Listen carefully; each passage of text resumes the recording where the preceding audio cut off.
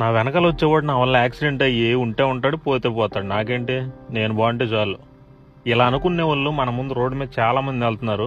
ఇలా ఎందుకంటున్నా అంటే ఈ వీడియో మొత్తం చూడండి, మీకు అర్థమవుతుంది. నేను నా ఫ్రెండ్స్ సిద్ధు, సాయి కార్లో హైవే మీద ట్రావెల్ చేస్తున్నాం. నైట్ 2 అవుతుంది టైం. సడన్ గా సాయి గాడు కార్ ఆపమన్నాడు, యూటర్న్ తీసుకోమంటున్నాడు. ఎందుకురా అంటూనే యూటర్న్ తీసుకుని వెళ్ళి చూస్తే మేము వెళ్ళే వైపు కాకుండా ఆపోజిట్ సైడ్ రోడ్లో డివైడర్ అవతల రోడ్డుకి అడ్డంగా పెద్ద రాడ్డు, బండరాళ్ళు, సైన్ బోర్డు అన్ని ఇరిగిపోయి అడ్డంగా పడిపోయి ఉన్నాయి. సీన్ చూస్తే క్లియర్ గా అర్థమవుతుంది ఎవరు డివైడర్ ని గుద్దిచ్చారని. సరే, రీజన్ ఏదైనా కావచ్చు, డివైడర్ అయితే గుద్దిచ్చారు ఎవరు. సో అక్కడ ఉన్న ఇవన్నీ కూడా రోడ్డుకి అడ్డంగా పడిపోయినాయి. గుద్దిన వాళ్ళు మనకు ఎందుకు లేని సైలెంట్ గా వెళ్ళిపోయారు. గానీ వెనకాల వచ్చే వాళ్ళకి ఏమన్నా అవుద్దేమో, పక్కకి తెద్దామని కనీస బాధ్యత కూడా లేకుండా ఇలా వదిలేసి వెళ్ళిపోయారు. ఇంకా మా సాయి గడే రోడ్డు మీద నుంచి అన్ని క్లియర్ చేశాడు. ఫోన్ల టైంకి ఇటు చూసి ఆపాడు, లేదా ఖచ్చితంగా ఎవరో ఒకరికి ఏదో ఒకటి అయ్యేది అనుకుంటూ మళ్ళీ మా రోడ్డుకి తిప్పుకుని వెళ్తుంటే ఎవరైతే అక్కడ డివైడర్ ని గుద్దారో అదే లారీ కనిపించింది. సో ఆ లారీని ఎలా గుర్తుపెట్టామంటే, ఫుల్ గా పొగొస్తుంది లారీ కింద నుంచి, ఆయిల్ ఒకటి లీక్ అయిపోతుంది, టైర్స్ బెండ్ అయిపోయినాయి. అన్నిటికంటే ముఖ్యంగా లారీలో వేసుకెళ్లే సిమెంట్ బ్రిక్స్ ఉన్నాయి చూసారా, అవి అక్కడ మన యాక్సిడెంట్ స్పాట్ లో కొన్ని పడిపోయి ఉన్నాయి. మీరు కూడా గమనించే ఉంటారు. సో మేమైతే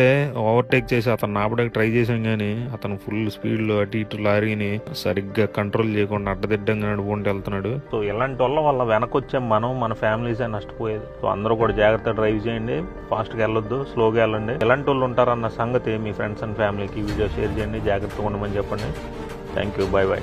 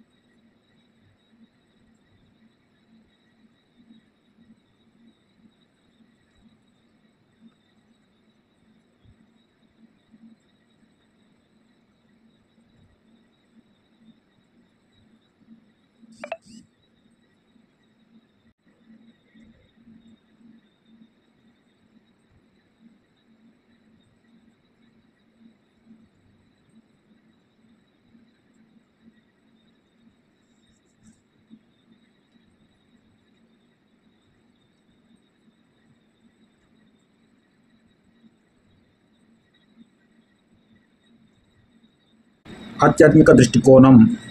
జీవితం అనేది ఒక పాఠశాల. ప్రతి అనుభవం ఒక పాఠం. శరీరం ఒక వాహనం. మనం ఆత్మగా ప్రయాణిస్తున్నాం. ఈ ప్రయాణం తాత్కాలికమైన, దాని ఉద్దేశం శాశ్వతమైన జ్ఞానాన్ని పొందటం. సారాంశం చెప్పాలంటే కోణం: హిందూ ధర్మం శరీరం, జన్మలు, ఆత్మమోక్షం. శాశ్వతం ఏంటంటే ఆత్మమోక్షం. ఇస్లాం ధర్మం ఈ లోకం దునియా, పరలోకం ఆఖిరత్. ఈ లోకం అంటేనేమో భూమి మీద నివసించే జీవితం, పరలోకం అంటేనేమో స్వర్గాల నరకంలో ప్రతి ఒక్కరికి చెందుతుంది. తత్వశాస్త్రం అనుభవాలు, రూపాలు, బ్రహ్మ చైతన్యం, సత్యం. ఆధ్యాత్మికం జీవన దశలు, బాధలు, జ్ఞానం, ప్రేమ, ఆత్మానుభూతి. ఇక్కడ ముగిద్దాం.